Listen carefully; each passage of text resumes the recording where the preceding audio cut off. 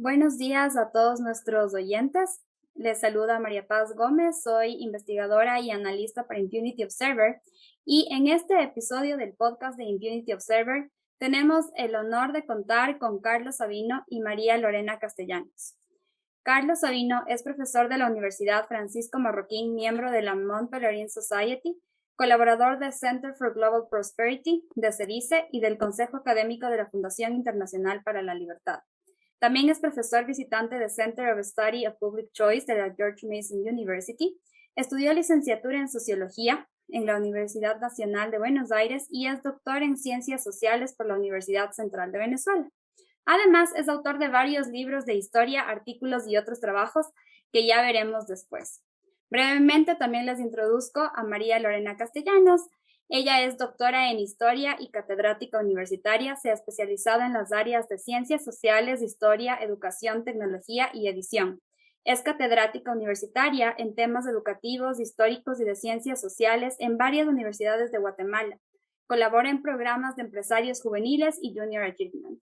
Tiene una licenciatura en Historia por la Universidad del Valle, Guatemala, maestría en Tecnología aplicada a la educación de la Universidad Carlos III de Madrid, España, maestría en Ciencias Sociales por la Universidad Francisco Marroquín, Guatemala, posgrado en Multiculturalidad, Liderazgo Ético y Gestión Educativa de la Universidad de Granada, España. Es la primera guatemalteca en obtener un doctorado en Historia de la Universidad Francisco Marroquín, Guatemala. Como ustedes pueden ver, tenemos a dos perfiles excelentes justamente para el tema que queremos discutir el día de hoy, que es hacer un análisis político del contexto y la situación actual de Guatemala, partiendo un poco también de esta trascendencia histórica y también política que ha tenido el país a lo largo de los años, sus conflictos, sus batallas y también sus experiencias que a la larga han llegado a desarrollar las instituciones y las situaciones que actualmente se viven en el país. Bienvenidos María Lorena y Carlos. Gracias, muy amables por invitarme. Es un gusto tenerlos acá. Bueno, y quiero empezar con algo que es justamente algo que está sonando en este momento en medios, en redes sociales, y es el tema de las manifestaciones que se llevaron a cabo dentro de Guatemala por motivo de el 12 de octubre, considerado Día de la Hispanidad, Día de la Raza, y en donde pudimos ver que dentro de Ciudad de Guatemala hubo un poco ya no solo manifestaciones en protesta o reivindicación, sino también un poco de delincuencia, ¿no? Porque al final se dañó los monumentos y específicamente el monumento de José María Reina Barrios, que es un expresidente guatemalteco, de quien María Lorena ha hecho una investigación. Y en este caso, bueno, se le quitó la cabeza, se le pintó de rojo a la escultura como en forma de sangre, y la idea era reivindicar el tema de los pueblos originarios indígenas y un poco contradecir la imagen de personas importantes en la historia de Guatemala. Entonces, quisiera saber justamente a alguien como tú, María Lorena, que ha llevado a cabo una investigación trascendental, que nos dice además que es un presidente guatemalteco olvidado por la historia.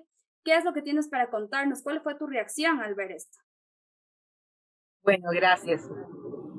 Mira, el 12 de octubre, como ya es tradición, y no solo en Guatemala, sino que prácticamente en toda América Latina, e incluso en Estados Unidos, hay manifestaciones para reivindicación de la hispanidad, que si hubo conquista, invasión o lo que fue. Pero creo yo que este año a nosotros los guatemaltecos nos impactó de una manera muy fuerte y negativa, la verdad, en cuanto a nuestra percepción de esta reivindicación de la que tanto hablan. Porque pasar de la protesta con pancartas a la acción de destruir el patrimonio cultural histórico nacional, estamos hablando de dos cosas totalmente diferentes, porque dejó de ser una protesta pacífica de recordatorio, reivindicación, reinterpretación o como quiera llamárselo, a vandalismo. Hay una persona presa por eso y se le está siguiendo un proceso judicial en Guatemala. El asunto es que al final ellos querían empezar por destruir el monumento de Cristóbal Colón. El monumento de Cristóbal Colón está ubicado en Avenida de las Américas, en Ciudad de Guatemala, y es una estatua que fue develada en 1896. Es un patrimonio cultural muy importante de los guatemaltecos. Y no pudieron votarla. Es medio chistoso el tema porque la razón por la cual no pudieron votar la estatua, que dicho sea de paso debe tener unos más de 5 metros de alto, empezaron a tratar de jalar la efigie de Cristóbal Colón. Lo que no sabían es que a los pies de Cristóbal Colón, porque no se puede ver desde abajo, había un panal de abejas. Cuando empezaron a tratar de jalarla, las abejas salieron y a perseguir a todos los que estaban ahí. O sea que don Cristóbal se defendió desde ultratumba para que no votaran su estatua. Después se vinieron en toda esa gran bulevar que después se convierte en lo que se llama Avenida de la Reforma. Y en la Avenida de la Reforma, el monumento que está tal vez más a la vista o más grande, o tal vez que tiene una similitud con temas españoles, es el de Reina Barrios. Reina Barrios no tiene absolutamente ninguna relación, pero así cero relación con lo que es la hispanidad, la conquista, Cristóbal Colón y demás. Porque él fue el presidente de Guatemala entre 1892 y 1898. Entonces, tal vez si se le puede acusar de algo es porque en el gobierno de él se hizo el monumento a Cristóbal Colón, porque se cumplieron los 400 años del descubrimiento de América. Pero más allá de eso, realmente no hay nada. Y todo lo contrario, Reina Barrios es uno de los presidentes que precisamente se develó esa estatua en conmemoración y agradecimiento por su gestión presidencial, porque ese monumento también tiene otro significado muy importante para este año. Y es que este año, el 15 de septiembre, más bien el 14, se cumplieron 100 años de que pusieron ese monumento ahí para los festejos del primer centenario de la independencia. Entonces, esa estatua tiene 100 años de estar ahí, acaba de cumplirlos, y fue develada como muestra de agradecimiento del pueblo de Guatemala a quien era considerado un patriota y uno de los mejores presidentes de Guatemala hasta ese momento. Por lo menos eso es lo que dicen todos los periódicos, crónicas, autobiografías del momento. Entonces es indignante, por supuesto. Mi reacción personal me llevó hasta las lágrimas, la verdad, porque yo tengo como ya una relación personal con el personaje después de tanto año de estarlo estudiando, y de verdad me pareció una atrocidad terrible el que lo hayan hecho. Gracias, pues los guatemaltecos reaccionaron de la manera correcta, mostrando una profunda indignación por ese vandalismo que habían cometido. Y es interesante, ahorita justamente mencionas que José María Reina Barrios fue uno de los mejores presidentes de los primeros 100 años de historia republicana de Guatemala. Pero si empiezas a ver un poco las noticias que justamente estaba revisando de lo sucedido, ya un poco se empieza a tergiversar el asunto y dicen, fue el presidente que, bueno, fue una administración controversial, mejor dicho, que llevó a una dictadura liberal. Un poco revisado también la parte que tú investigas y relatas sobre José María Reina Barrios. Además, está considerado dentro de lo que tú dices como una imagen simbólica del liberalismo del siglo XIX. Entonces te quedan estas dos dudas, y aquí sí quisiera preguntarle a Carlos Sabino, que justamente nos menciona dentro de sus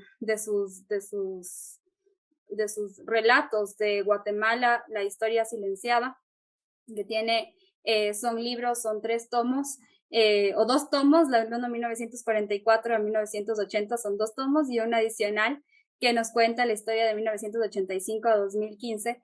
Y un poco de lo que estaba revisando también, ahí nos relata, acercándose con entrevistas y todo a distintos personajes, partes de la historia que a veces se silencian o se tergiversan. Y esto, especialmente yo creo que en la parte política es en donde más sucede porque obviamente se empiezan a contar las versiones desde el lado dominante o desde el lado que les interesa contar. Entonces, ¿cómo ha podido afectar el tema de las tendencias políticas y tal vez también luchas que se van generando a lo largo del tiempo en temas sociales a la formación de la política y lo que puede estar sucediendo ahora? ¿Existe algún impacto de eso? Bueno, mira, muchas gracias por esta entrevista ante todo.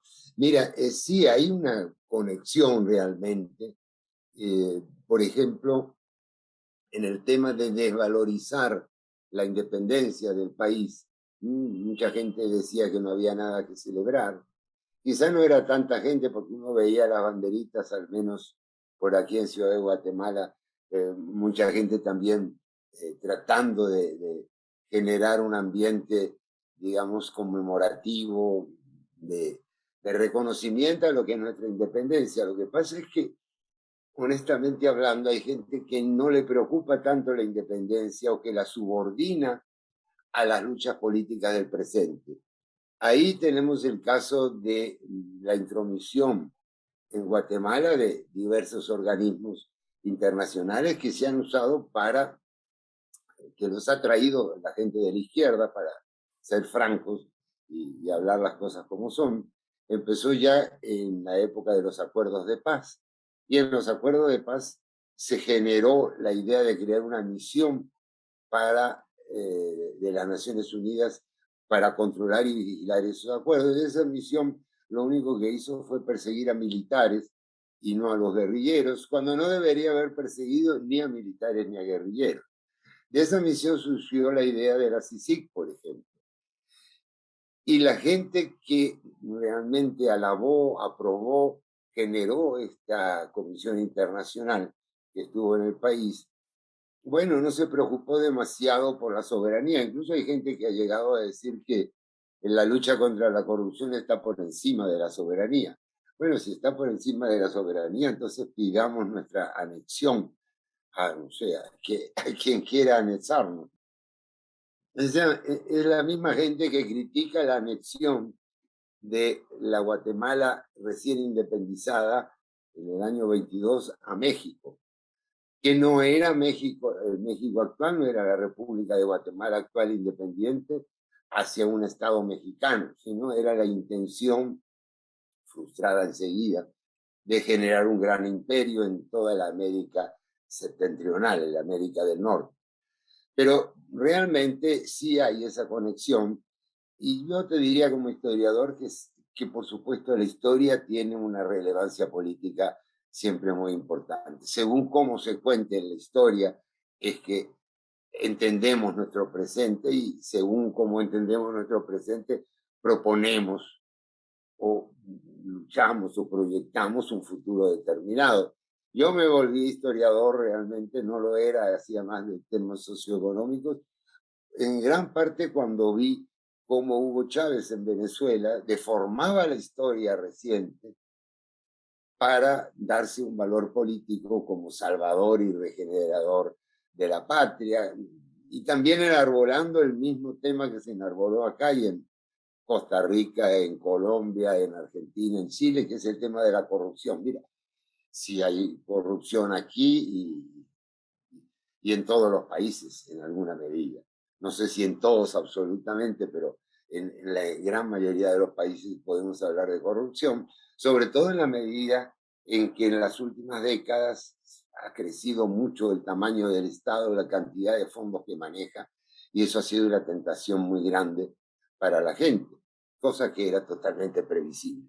Sí ha habido corrupción, pero eso de permitir, generar, aceptar, promover la intervención de gente del extranjero en el país, pues me parece a mí una cosa que debería ser remarcada. En el caso de la CICIG es peor porque la CICIG se suponía que iba a combatir aparatos clandestinos de seguridad, y lo que hizo la CICIG es convertirse en una especie de aparato que perseguía a algunas personas con métodos bastante poco limpios y dejaba atrás a otras, digamos, las protegía a otras, quizá y en algunos casos con seguridad, para promover sus fines políticos. O sea que sí yo veo esa conexión y me parece que, bueno, hay que mantener la integridad del Estado guatemalteco. Nada que ver con dividir este Estado o supeditarlo, sujetarlo, por ejemplo, a las Naciones Unidas.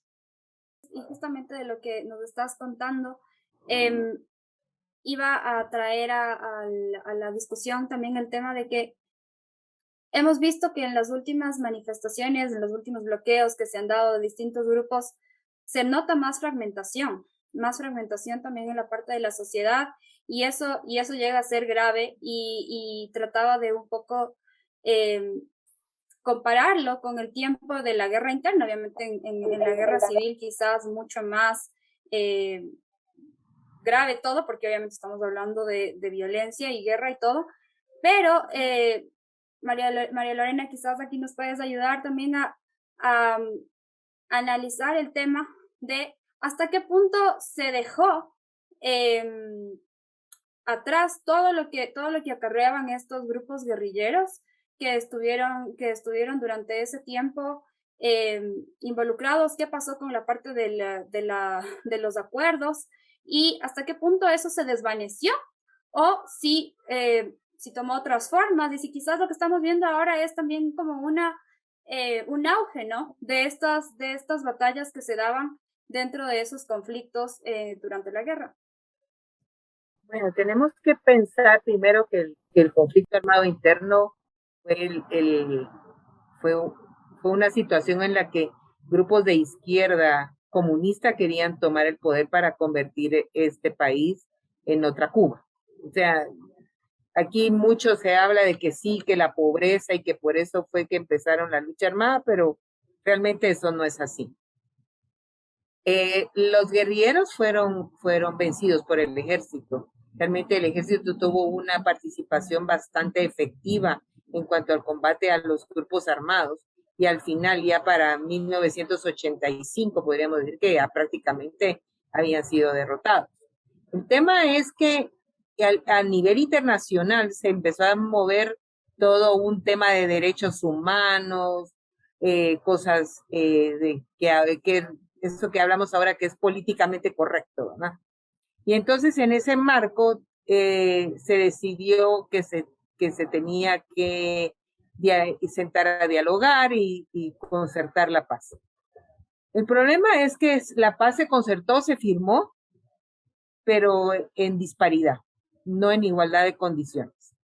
Pues y eso lo podemos ver hoy, porque en la cárcel hay cuantos militares de alto rango que participaron en el conflicto armado y que están acusados de crímenes que realmente no cometieron porque ni siquiera estaban ahí.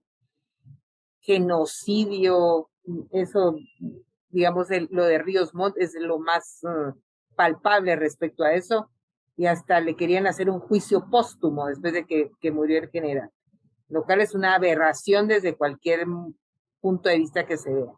Y entonces estos grupos guerrilleros que ahora se pasaron algunos a la política y todo, a través de estos juicios políticos, lo que quieren es obtener dinero del Estado, porque detrás de todo eso hay un resarcimiento. Y entonces todo lo que sucede, estas protestas y todo, son como grupos de presión de esa que se originan dentro de del seno de la guerrilla y que hoy siguen protestando. Entonces, realmente se firmó una paz, pero una paz para un lado únicamente, y para que ellos no los tocaran, pero para los otros seguimos a merced de ese terrorismo que ahora ha cambiado de dinámica, y tienen bloqueos de carreteras, tenemos a uno que encima de todo se inscribió como partido político y que roba energía eléctrica, bloquea cualquier proyecto de desarrollo. Entonces, realmente el divisionismo es lo que les conviene, porque porque de ahí pueden obtener, pueden lucrar de eso. Y esto que os sucedió ahorita, que estábamos hablando del 12 de octubre, la gente a la que trajeron en autobuses, una ONG patrocinada por un país europeo, las trajeron para acá pagándoles, de lo que aquí en Guatemala se le conoce con el nombre de acarreado. O sea, les traen en buses, les pagan el día, les dan comida, pero ya hoy uno de ellos fue a parar a la cárcel. Paró en la cárcel esa persona cuando deberían estar sacando del país a la ONG que favoreció que sucedieran estos desmanes. Entonces, la verdad, seguimos en esa misma situación. Y ahí justamente vemos este tema que Carlos mencionaba, ¿no? El tema de hasta qué punto la corrupción y otro tipo de lucha contra la corrupción y otro tipo de causas está sobre la soberanía y hasta qué punto también este tipo de cosas no son simplemente usadas, como decías, de forma políticamente correcta para introducir otros temas que pueden estar siendo parte de ciertos grupos que tienen poder o que buscan poder dentro de esto. Y aquí, Carlos, quizás nos puedes contar un poco más acerca de justamente, sé que estás realizando una pequeña investigación, bueno, me he dicho un libro, una investigación sobre la CICIG y si nos puedes dar una pequeña idea de hacia dónde está la investigación, cuál es el objetivo y por qué investigar la CICIG. Bueno, mira, básicamente para dejar el registro histórico de lo que pasó. El historiador debe esperar un poco a que las aguas se aquieten y estudiar temas del pasado, como este que hablamos de la independencia o de Reina Barrios, etcétera. Pero mientras tanto, uno debe asumir un rol entre cronista e historiador, entre periodista y politólogo, para, digamos, reflejar por escrito lo que ha sucedido.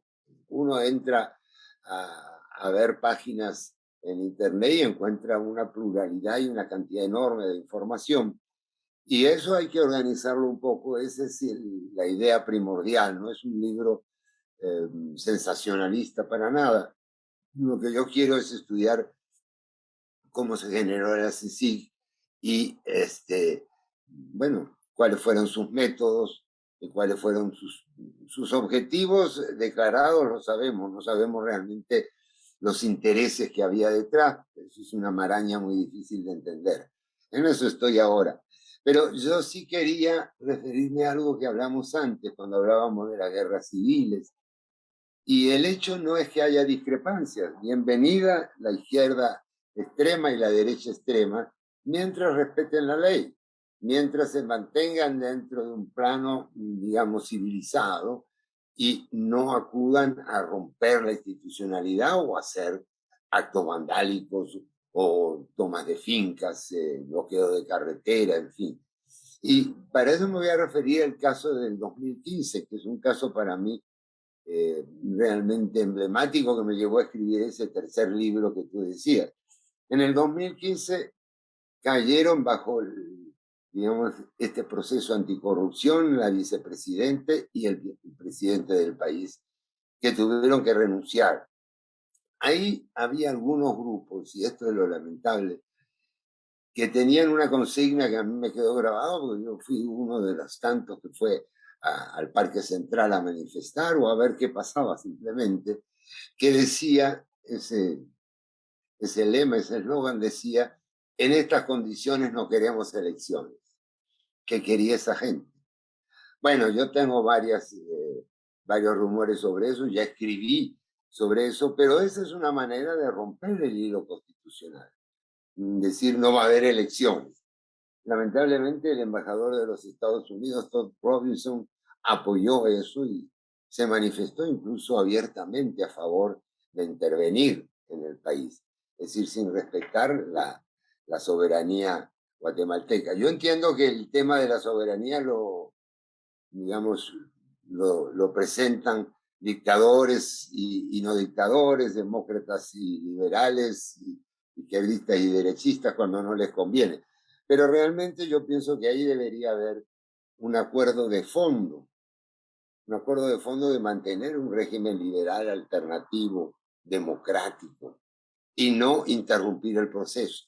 Entonces es muy peligroso, por eso, digamos, yo he vuelto sobre el tema, estoy volviendo sobre el tema, es muy peligroso plantear que no hagamos elecciones, que creemos una junta de notables o alguna cosa así, porque eso es justamente el germen, el fermento en que surge la violencia del otro lado. Cuando hay violencia de una parte, tarde o temprano va a surgir la violencia de la otra parte, salvo que se ejerce una dictadura realmente atroz, así sumamente despótica y despiadada. Pero en general lo que queremos es mantener la institucionalidad del país y para eso debe haber un acuerdo en ese modelo respetuoso de las libertades de la gente. Y ahí en adelante, quien quiera la estatización de la economía, pues que lo manifieste, que lo plantee, y que quien quiera la libertad de los mercados, pues que lo diga también, y así en la parte económica, política y social. Pero asusar las contradicciones, dividir el país, como decía Lorena, es realmente la receta para un conflicto inacabable. Eso es lo que quisiéramos evitar, digamos, con una obra histórica donde muestre de lado y lado todos los errores, lo que se cometió, pero también las cosas positivas, las que han permitido construir un país como el que tenemos ahora, donde realmente reina una libertad bastante amplia. Sí, justamente la idea es el ejercicio democrático, ¿no? En donde pueden existir diversas opiniones, diversos enfoques, pero a la larga se va construyendo país dentro de un Estado de Derecho, imperio de la ley, etcétera. Y dentro de esto, con los actuales sucesos, que como vemos y como ustedes decían también, Guatemala no es ajeno a lo que está pasando en la región. Vemos fenómenos similares en el resto, pero sí quisiera preguntarles a ustedes dos, ¿cómo creen y hasta qué punto ven ustedes el impacto de lo que, de esta pequeña conmoción, o no sé si es que es pequeña o grande, justamente por eso la pregunta, conmoción social que está sucediendo ahorita? ¿Cómo le puede afectar esto a la administración actual? Quizás también a la parte de la función judicial y hacia dónde podría estar direccionando este fenómeno. Bueno, voy a contestar una parte yo.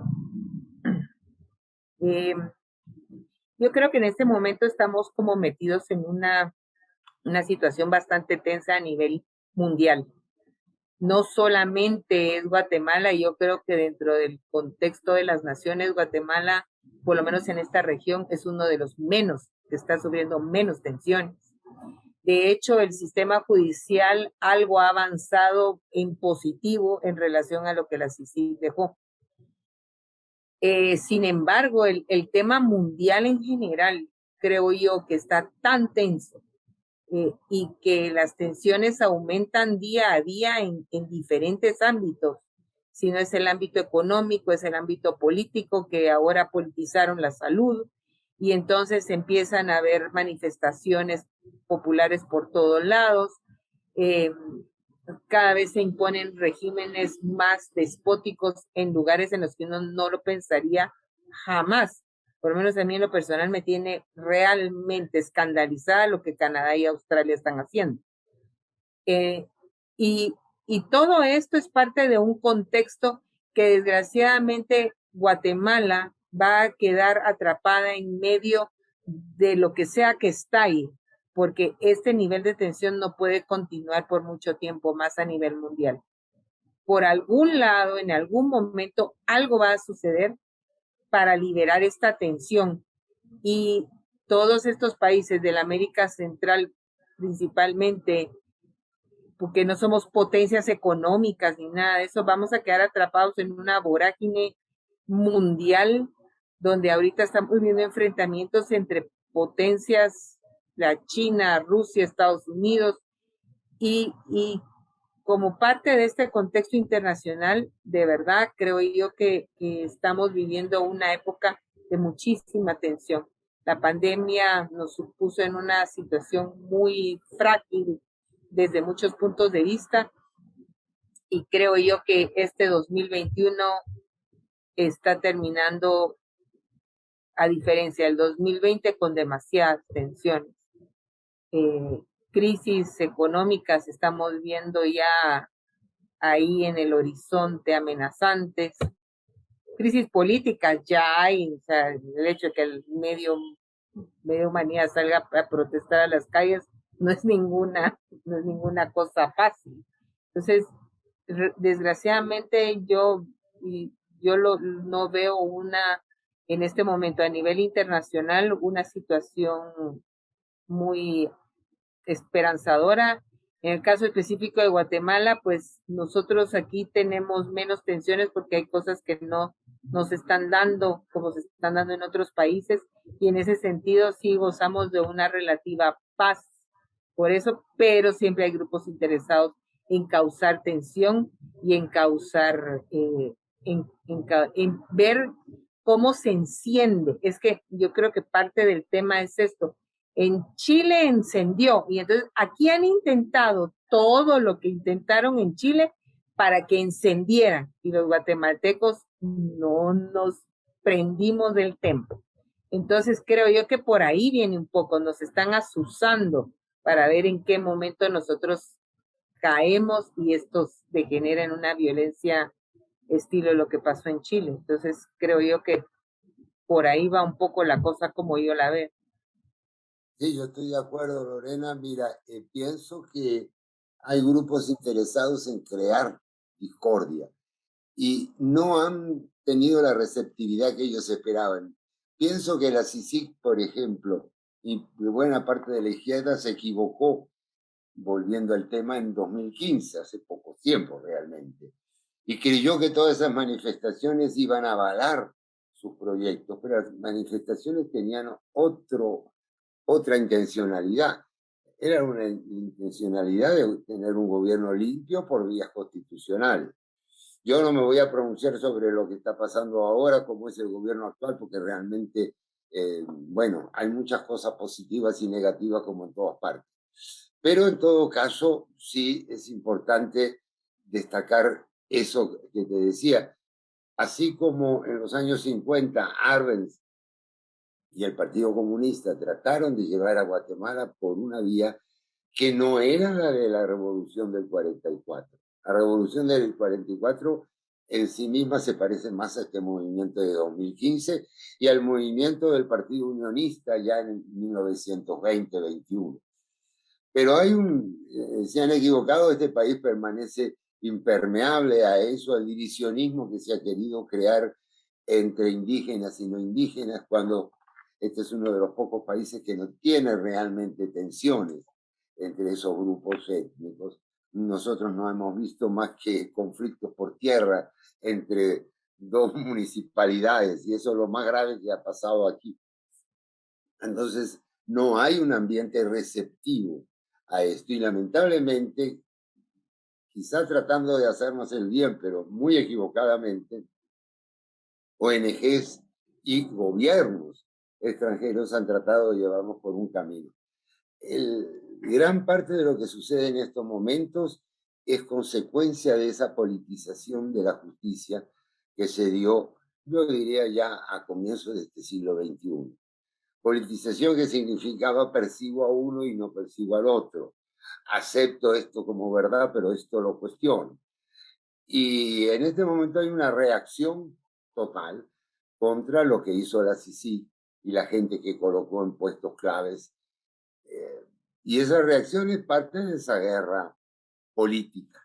Es mejor en todo caso que se lleve la guerra en los tribunales y no, digamos, con ametralladoras. Eso hay que reconocerlo y hay que valorarlo. Pero en este momento estamos sí en una situación difícil en el contexto internacional. De los 5 países latinoamericanos hay una dictadura brutal en Nicaragua, una situación casi dictatorial en El Salvador, y realmente el resto, bueno, tenemos que impermeabilizarnos contra eso. Yo no sé si tendremos fuerza para restablecer o presionar a favor de la democracia en estos países, pero por lo menos contentarnos con mantener lo que tenemos de Estado de Derecho, que no es algo perfecto, estamos de acuerdo, pero que es más que lo que hay. en estos países que acabo de mencionar. Bueno, creo que ha sido una conversación muy interesante y nos quedan muchísimos temas por tocar, pero bueno, el tiempo también nos limita un poco. Y quisiera cerrar justamente con lo que ustedes han mencionado, conocer un poco más de justamente lo bueno, ¿no? Para no quedarnos con ese mal sabor de que las cosas están complicadas en todo el mundo.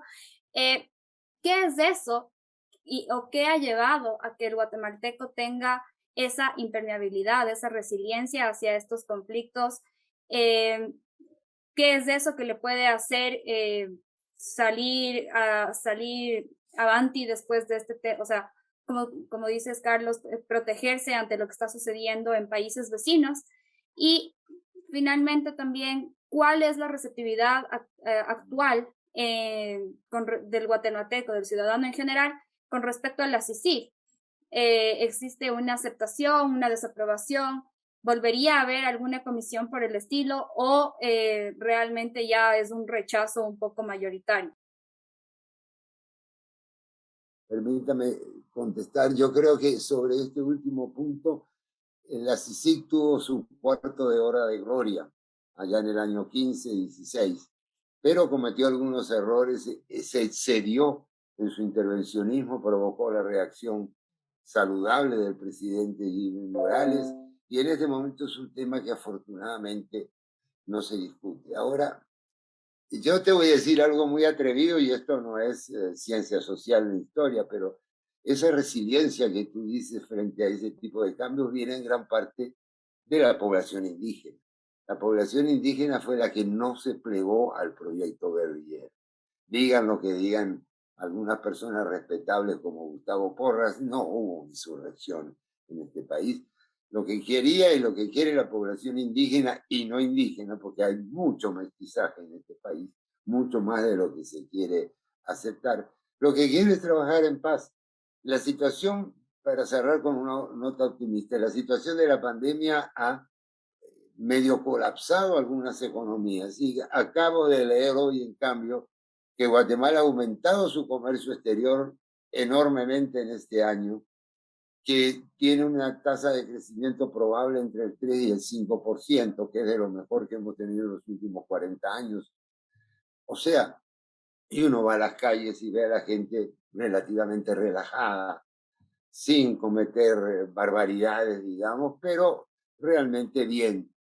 Es un país que está en paz y no hay manera de que lo hagan entrar en guerra. Eso es lo fundamental. Y que seguimos trabajando, produciendo y creando, porque hay muchas pequeñas y grandes empresas aquí que son muy creativas. Así que esa sería mi nota de cierre, mi nota final así de optimismo. Ahí le dejo a Lorena para que cierre si quiere.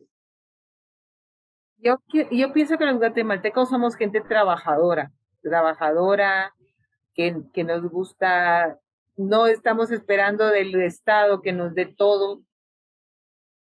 Yo a veces digo, por fortuna el estado de bienestar aquí no funciona. Yo creo que al final eso viene a ser algo a nuestro favor. No nos quedamos de brazos cruzados, y esta pandemia ha puesto de manifiesto realmente la creatividad del guatemalteco para salir adelante y no quedarse estancado. Aquí las protestas han sido por el cierre. O sea, aquí el presidente intentó poner otro toque de queda y ni siquiera el Congreso se lo avaló, porque ya la percepción de todos es, miren, no podemos seguir encerrados más tiempo, nosotros tenemos que salir a trabajar. Y uno habla con la gente corriente que trabaja de lo que sea, y lo único que están pidiendo es que se normalice la situación. Entonces creo yo que el guatemalteco somos gente de trabajo, positivas, aunque todo el tiempo estemos viendo que el mundo se nos está cayendo encima, porque también es parte de la dinámica de acá, pero al final salimos adelante, y la historia lo ha demostrado en más de una ocasión, que hemos sido capaces de salir sin necesidad de la ayuda extranjera. Entonces creo yo que eso es algo que como guatemaltecos también tenemos que aprender a valorar dentro de nuestra historia dentro de lo que hicieron nuestros antepasados, ¿verdad? Entonces, pues, por el momento estamos aquí viendo cómo salimos de este mar y que no nos pegue mucho la situación internacional. Justamente, creo que ahí podemos ver un poco que también en nuestros países, bueno, yo creo que en todos los países, pero en la condición de países en desarrollo, se vive una y otro conflicto relacionado a este tema y a la final es algo que, más allá de cuál sea el rol del Estado en los distintos periodos, a la final es la cooperación, a la final es esa voluntad de trabajar y esa voluntad de conseguir ese bienestar para los suyos. Y como tú dices, el estado de bienestar no está ahí para darte, entonces a la final es de una. Y realmente qué bonito final escuchar también eso de una Guatemala que nosotros en Impunity Observer continuamente estamos cubriendo y estamos demostrando temas relacionados justamente a la CICIG y otros temas en tema de lucha de impunidad, contra corrupción y cuestiones que se dan por ahí en donde también existe un poco de inmersión de sectores extranjeros y podemos ver que a veces la solución, respuestas están dentro de lo que nos ha demostrado la trayectoria histórica, política, social dentro del mismo país y con soluciones dentro del mismo país. Muchas gracias, Carlos. Muchas gracias, María Lorena, por estar en esta entrevista, por ser parte del tercer episodio de Impunity Observer Podcast y esperamos poder tenerles en próximas ocasiones. Gracias. Gracias, feliz tarde. Feliz tarde igualmente.